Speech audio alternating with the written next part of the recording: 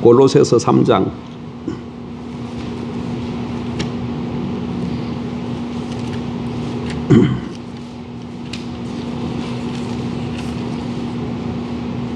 15절 16, 17절 신약성경 327페이지 327쪽 골로새서 3장 15절 16, 17절 세 절 같이 보겠습니다. 15절입니다. 그리스도의 평강이 너희 마음을 주장하게 하라. 너희는 평강을 위하여 한 몸으로 부르심을 받았나니 너희는 또한 감사하는 자가 되라.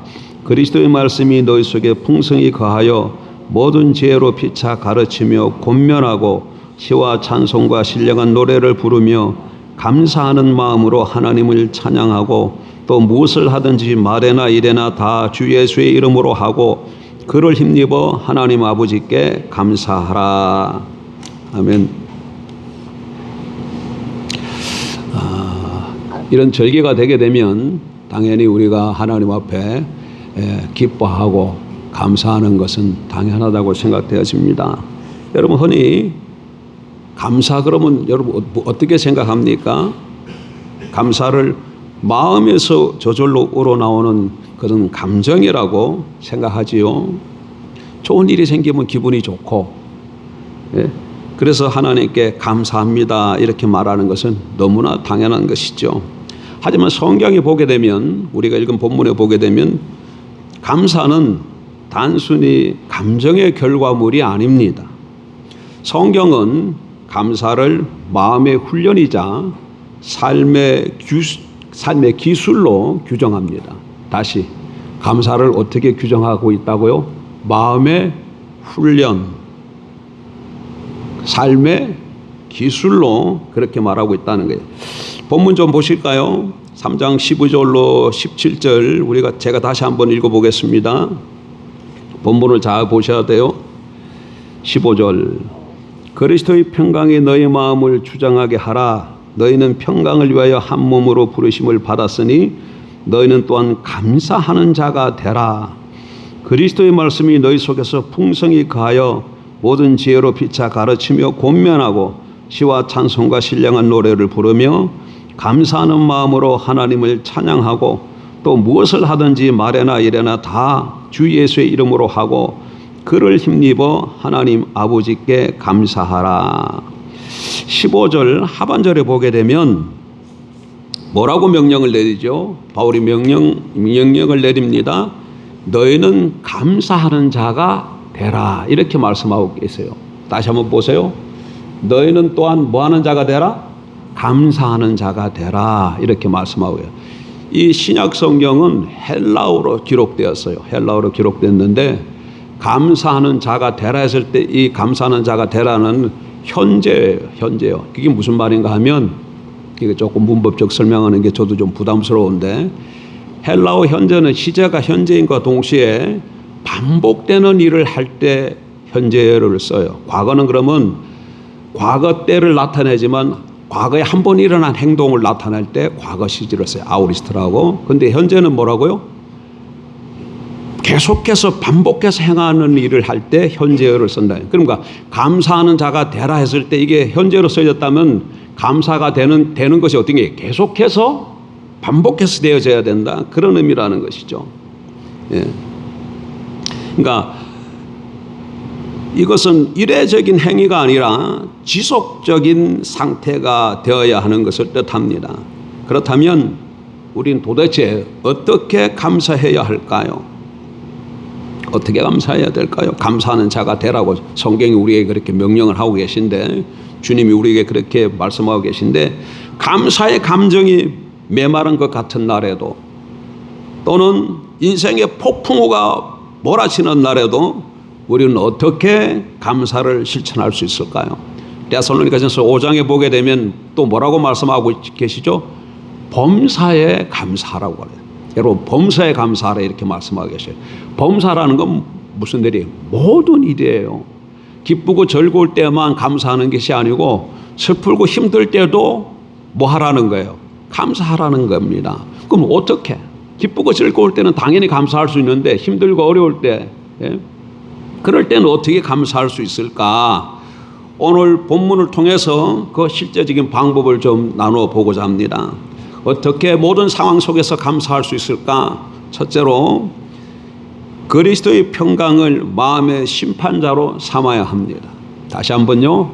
첫 번째가 뭐라고요? 그리스도의 평강을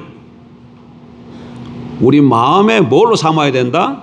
심판자로 삼아야 된다. 15절에 보니까 그리스도의 평강이 너희 마음을 주장하게 하라 이렇게 말하고 계셔요. 여기 주장하게 하라 이렇게 말씀하고 있는데 이 주장하게 하라는 말의 원어가 심판자 역할을 하게 하라 그런 뜻이에요. 왜 갑자기 심판자라는 말이 나왔을까? 본문엔 그런 게 없는데 그렇게 생각하실 수 있는데 주장하게 하라는 말 뜻이 원어적으로 어떤 의미를 갖고 있다고요? 심판자 역할을 하게 하라 그런 뜻이에요. 여러분 운동 경기를 할 때 심판은 규칙을 기준으로 해서 승패를 판정하잖아요. 심판하는 사람이 굉장히 중요하죠. 여러분 송대남 선수를 압니까? 2012년 런던 올림픽 90kg급에서 나가서 금메달 따온 선수잖아요. 그런데 이 사람이 국내에서 경기할 때는 굉장히 힘들었어요. 왜냐하면 이 사람 청주대 출신이야. 근데 유도는 누가 잡고 있습니까? 잘 모르시는구나. 용인대 출신이 다 잡고 있어요. 용인대 출신이. 그래서 이렇게 판정으로 가게 되면 심판자도 누구라고? 용인대 출신이야. 그러니까 자기 후배들 오지간하면 자기 후배 손들어 주는 거예요. 그런데 이 사람은 어디 출신이라고? 청주대 출신이라서 그래서 판정으로 가면은 번번이 지는 거예요. 그래서 이 사람이 생각하기를 이래다가는 안 되겠다. 도저히 뭐 올림픽이고 뭐고 안 될 것 같아가지고 한 체급을 옮깁니다. 올려요. 그리고 99대 올라가니까 한국 선수들이 거기 쟁쟁한 사람이 별로 없어. 거기서 그래서 대표 선수가 되고 올림픽에 나가고 올림픽에 나가서 2012년 런던 올림픽에서 금메달을 따고 오지요. 30대 운동선수로는 늦은 나이에 나가서 큰 결과를 맺고 옵니다. 어쨌든 그 송대남 선수 얘기를 다만 들어보면 국내에서 경기할 땐 심판 때문에 많이 힘들었다는 거예요. 그 심판자가 정확하게 잘 해야 되는데 그러지 못했다는 것이죠.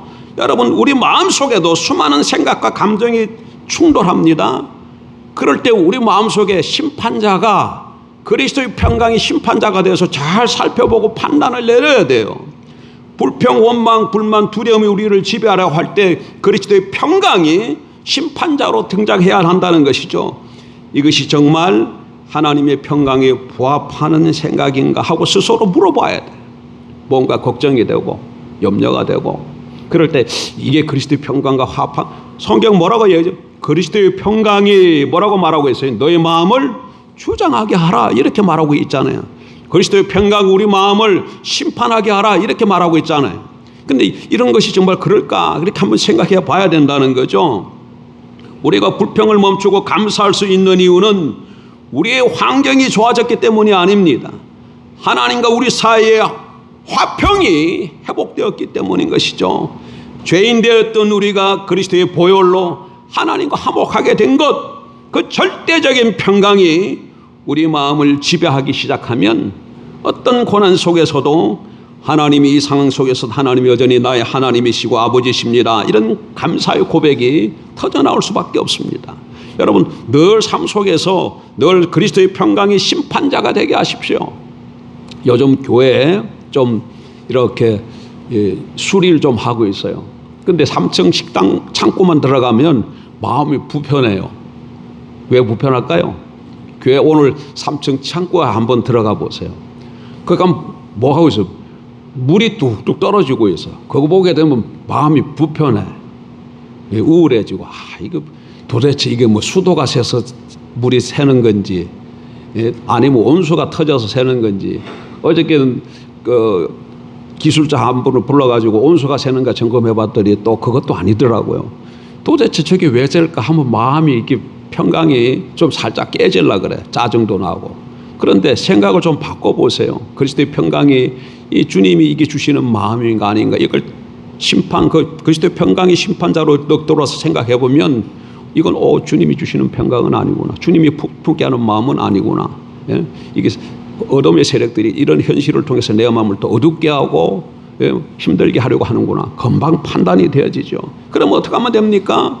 평강을 놓치면 안 됩니다. 내 안에 그런 마음이 드는 것을 예수 그리스도 이름으로 명하고 꾸짖고 책망하고 쫓아내야죠. 그리고 주님이 다시금 우리 마음을 지배하도록 주님 오셔서 내 마음을 다스려 주세요. 인도해 주세요. 평강을 잃어버리지 않도록 도와주십시오. 구하면 금방 회복되어질 줄 믿습니다. 어떤 상황 속에서도 이렇게 하나님께 감사할 수 있을까? 첫 번째는 그리스도의 평강을 마음의 심판자로 삼아야 하고, 두 번째는 그리스도의 말씀이 우리 안에 풍성히 거하게 해야 합니다. 자, 16절을 좀 보십시다. 16절. 그리스도의 말씀이 너희 속에 풍성히 거하게 하여, 이렇게 말씀하고 계시죠. 그리스도의 말씀이 너희 속에 풍성히 거하게 하여. 무슨 말이에요? 하나님의 말씀이 우리 마음속에 풍성하게 거하도록 해라, 그런 얘기입니다. 여러분, 감사의 고갈은 말씀의 고갈에서 나옵니다. 다시 한번요. 감사의 고갈, 내 여러분 삶을 한번 돌아보세요. 여러분 입을에서 하나님 향한 감사가 지금 끊이고 있다, 감사가 잘 나오지 않고 있다. 그 말은 무슨 말인가 하면 뭐가 지금 고갈됐다는 뜻이라고요? 말씀이 고갈되었다는 거야. 말씀이 고갈되었다는 거야. 내 상황만 바라보면 감사할 이유를 찾기가 어렵습니다. 그렇죠? 상황만 바라보게 되면. 어저께 한 7시쯤에 단원병원에 다녀왔어요. 여러분 하진영 형제 아시죠? 그분 혼자잖아요. 고아 출신으로 혼자 자라나, 주위에 아무도 없어요. 근데 단원병원 중환자실에 입원해 있다는 얘기를 듣고 찾아갔습니다. 어디가 아파서 그렇게 중환실까지 입원했냐고 물어보니까 자기도 모른대요. 병명이 뭔가 의사가 가르쳐 주지도 않았다는 거예요. 이렇게 보니까 몸이 전부 다 새까매, 그리고 눈 색깔이 또 노랗게 되어 있고, 그리고 배를 보여주는데 복숭아 차가 배가 불룩하게 나와 있더라고. 근데 그분은 주식이 술이에요, 술. 아침에도 여기 국수집에 와서 보면 식사를 안 하고 술을 이렇게 드시고 계셔. 그래서 간이 안 좋아서 그런가 어떤가, 그 잘 정확하게 의사가 말을 안 해줬다니까 모르겠는데, 그런 상황에 모이게 되 보면 너나 나나 할 것 없이 현실을 보면, 환경만 보면 감사가 안 나오지요. 그런 상황에서도 어떻게 감사할 수 있을까? 여러분 한번 생각해 보세요. 내가 지금 그런 상황에 놓였다. 내 남편이, 내 아내가 그런 상황에 놓였다. 그런데 어떻게 감사할 수 있을까요? 하지만 하나님의 말씀을 깊이 묵상하면 그 말씀이 내 눈을 열어 감사의 조건들을 발견하게 될 줄 믿습니다. 말씀이 풍성한 사람은 상황을 해석하는 방식이 달라집니다. 그래서 그런 거예요. 말씀이 내 속에 가득 차 있으면 상황이 힘들고 어려운데 그 상황을 보는 눈이 어떻게 한다고요? 예전에는 그 상황만 이렇게 봐. 그런데 말씀이 풍성히 가고 있으면 눈이 달라져서 상황을 해석하는 것이 달라진다는 얘기죠. 이 고난이 찾아와서 지금 힘들고 어려워. 그러면 말씀이 풍성하지 않을 때는 이걸 뭘로 받아요? 하나님 나를 벌 주시는가 보다, 이렇게 생각하게 되기 쉽죠. 그러나 말씀이 풍성히 가게 되면 이걸 볼로 받지 않고 뭘로 보게 돼? 연단으로 보게 되는 것이죠. 하나님께서 나를 좀 더 크게 쓰시기 위해서 연단하시려고 이런 어려움을 주셨구나. 이렇게 보는 눈이 달라져, 시각이. 그리고 지금 경제적으로 많이 어려워. 그러면 그 어려움, 부족함을 뭘로 보게 됩니까? 말씀이 풍성하지 않으면 결핍으로 보게 되죠. 왜 하나님이 살아계시고 내가 하나님이 나의 아버지시면 나의 이 부족한 것을 좀 채워주지 아니하실까? 좀 더 풍성하게 살고 싶은데, 그러다 보니까 자연적으로 불만이 나오고 부평이 나올 수밖에 없어요. 그런데 말씀이 풍성하게 가게 되면 어떻게 보게 되어집니까? 그 현실이, 부족한 현실이 결핍의 형실로 보여지는 게 아니라, 하나님께서 오늘 이 현실을 통해서 다시금 하나님이 공급해 주심, 채우실 것을 경험하도록 하기 위해서 이런 현실을 주셨구나. 뭐가 지금 달라진 거예요? 현실은 그대로인데 뭐가 달라진 거예요? 보는 눈이 달라진 거야. 현실을 해석하는 자기 눈이 달라진 거예요. 어떻게 그렇게 달라집니까? 무엇이 그렇게 만들었습니까? 말씀이, 그리스도의 말씀이 우리 안에 이렇게 거하게 되어지면 그 말씀으로 인해서 보는 현실이 새롭게 바뀌게 되어진다는 것이죠. 그러면 자연적으로 그 어려운 현실 속에서도 우리 입에서 뭐가 나오게 된다? 감사가 나올 수밖에 없는 것이죠. 고난이 왔다. 연단이구나. 그럼 이 연단을 겪고 나면 하나님께서 나를 더 든든히 쓰시겠구나. 부족하다. 하나님께서 또 어떻게 공급해 주실까? 어떻게 채우실까? 이걸 내가 또 경험할 수 있는 하나님의 어떤 모습, 능력과 그 영광스러운 그 모습을 또 내가 볼 수 있는 기회가 주어지겠구나. 이렇게 깨달을 때 어떻게 해서 감사가 나오지 않겠습니까? 말씀의 안경을 쓰고 내 삶을 재해석하는 그런 훈련이 저 여러분에게는 필요합니다. 오늘 여러분의 삶에 닥친 사건 하나하나를 성경적 관점으로 바라보기를 주의 이름으로 축복합니다. 말씀이 우리 안에 거하면 감사는 억지로 지어짜는 것이 아니라 말씀의 풍성함에서 흘러넘치는 자연스러운 현상이 될 줄 믿습니다. 어떤 상황 속에서도 어떻게 매일 하나님께 감사하며 살 수 있을까? 두 가지 말씀을 드렸죠. 다시 한번 정리해 보십시다. 뭐였습니까? 첫째는 평강의 마음을 마음의 심판자로 삼으라. 두 번째는 그리스도의 말씀이 우리 안에 풍성하게 거하게 하라. 마지막으로 하나 더 살펴보겠습니다. 어떤 상황 속에서도 어떻게 우리가 늘 감사하며 살 수 있을까? 세 번째는 모든 일에 주 예수의 이름으로 감사해야 합니다. 17절 보십시다. 17절. 또 무엇을 하든지 말에나 일에나 다 주 예수의 이름으로 하고 그를 힘입어 하나님 아버지께 감사하라. 여기 보니까 무엇을 하든지 이런 말을 하고 계셔요. 무엇을 하든지 말에나 일에나 무엇을 하든지 이 구절에 우리가 좀 주목할 필요가 있습니다. 이 무엇을 하든지 속에는 어떤 내용들이죠? 일상 속에 아주 사소한 일, 직장에서의 업무, 가정에서의 대화, 심지어 고통스러운 질병의 시간까지도 다 포함되는 것이죠. 무엇이 하든지 이 말 속에 포함 안 되는 게 있나요? 없어요. 큰 일이든지 작은 일이든지 뭐 엄청난 거든지 아니면 지극히 조그만 거든지 무엇이 하든지 여기는 다 포함돼. 다 포함돼. 그러니까 무엇을 하든지 간에 그 다음에 뭐라고 말씀하시죠? 주 예수의 이름으로 하고 이렇게 말씀하고 무엇을 하든지 주 예수의 이름으로 주 예수의 이름으로 하라는 것은 모든 일을 예수님께 하듯 하라는 뜻이에요. 주 예수의 이름으로 하고는 어떻게 무슨 뜻이라고? 예수님께 하듯 하라 그런 얘기예요. 그러니까 예수님이 내 삶의 주인 되심을 인정하면 여러분 감사는 더 이상 선택사항이 아니죠. 예수님과 동행하는 삶 자체가 감사의 연속이기 때문에 그렇습니다. 실패했을 때도 주님의 이름으로 감사하십시오. 왜냐하면 실패를 통해서 나를 낮추시는 주님을 만날 수 있기 때문에 그래요. 또 성복했을 때도 감사하십시오. 주님의 도우심을 인정하기 때문에 그런 것이죠. 이렇게 주 예수의 이름이라는 렌즈를 통하여서 보면 모든 것이 감사의 제목이 될 수밖에 없어. 모든 것이. 사랑하는 여러분, 감사는 환경에 대한 반응이 아니라 하나님을 향한 나의 태도입니다. 그래서 아까 저게 처음에 어떻게 말씀드렸죠? 감사는 마음의 훈련이다. 삶의 기술이다. 그렇게 말씀을 드렸잖아요. 감사하는 자가 되라. 이렇게 말씀하고 계셔서. 그러니까 전부 다 이 감사는 무엇에 관한 거라는 게 우리 마음의 문제야. 마음의 문제예요. 하나님에 대한 우리의 태도의 문제예요. 어떤 태도를 가지고 현실을 바라보느냐. 그냥 내 인간적 눈으로 현실을 바라보게 되면 현실이 좋으면 감사가 나오고 현실이 어려우면 불평과 원망이 나오죠. 그러나 이 현실을 갖다가 그리스도의 평강이 지배하게 하고 주님의 말씀으로 인해서 재해석해서 주님의 주권을 인정해서 바라보게 되면 모든 일마다 무엇으로 보게 돼? 성경의 관점으로 하나님의 관점으로 바라보니까 거긴 하나님의 뜻이 있고 하나님이 행하시고 일이 무엇인가를 알게 되니까 감사가 나올 수밖에 없다. 그 얘기. 그래서 성경은 우리에게 어떻게 말하고 계신다고요? 범사에 감사하라 이렇게 말하고 있는 줄 믿습니다. 예, 오늘 전해드린 이 짧은 말씀 속 세 가지를 좀 잘 기억하고 앞으로 살아갈 모든 삶 가운데서 정말 어떤 현실이든지 그 삶 가운데서 하나님께 감사하며 살아가는 저와 여러분 되길 주 이름으로 축복합니다.